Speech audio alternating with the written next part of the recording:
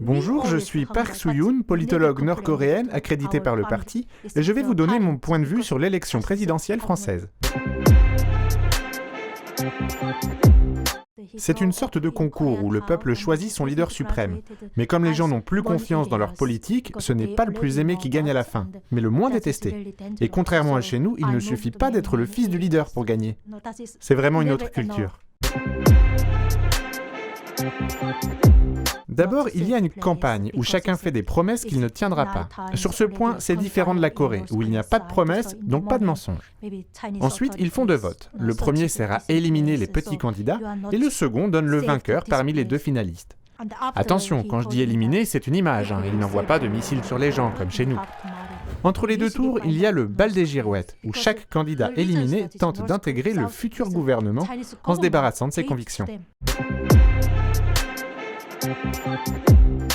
Chez nous, il n'y a qu'un candidat, alors on perd un peu en suspense, mais tout est plus simple.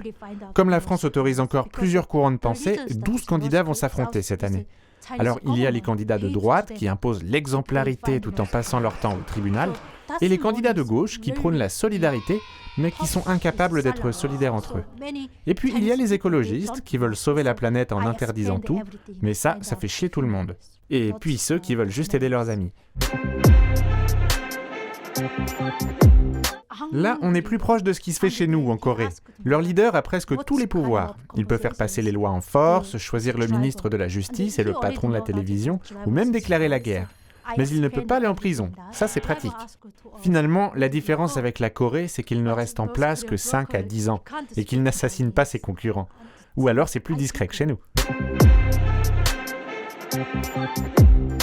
C'est une vraie question. Quand les Français ne pouvaient pas voter, ils râlaient en décapitant leur leader. Maintenant qu'ils peuvent voter, ils râlent toujours en retournant des voitures. C'est peut-être le signe qu'il y a un problème quelque part. Moi, je ne vois que deux solutions, changer le système ou changer le peuple.